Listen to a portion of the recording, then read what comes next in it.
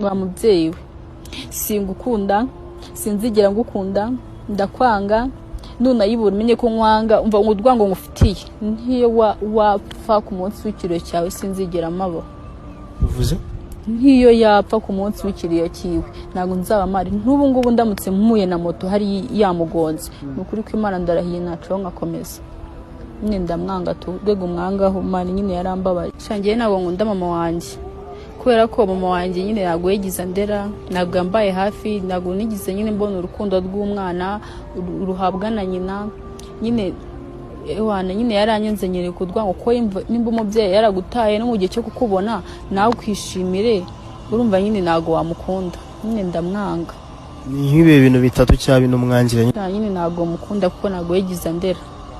ugize kure nago yandeze nago yanyitayeho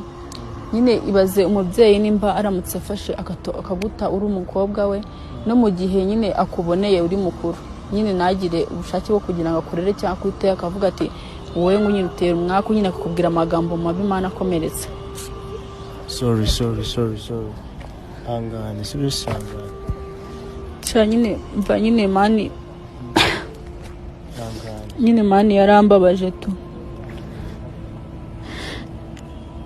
nyine ibintu yankoreye nyine nago ari nk'iby'umubyeyi nyine nagomba mwifuza pe niyo nimba n'umuntu nanga kwisi cyangwa nazigira numva nkonzi mama wanje none se mama wawe like mwifuza ntago wakifuza ko muhura cyamubonana oya nago njye nifuza yuko mura nawe kako tunahwenge nawe nago namusohoza kubera iyo mpamvu gusa ko yaragutaye nyine nago mukunda. Okay, tuvuge ko nyine mama wazabona interview twakoranye ni ihe jambo cyangwa se ubutumwa wamugenera nazayibona cyamfa ngukire wa mubyeyi we singukunda sinzigera ngukunda ndakwanga nunayibura umenye ko nkwanga umva urwango ngufitiye nkiyo wapfa ku munsi w'ikiriyo cyawe sinzigera mabo ubwo abantu baraza kutubwira nyine impamvu nyine ko babibonye sibyo se I'm so emotional bitewe n'ibintu namwumvishijeho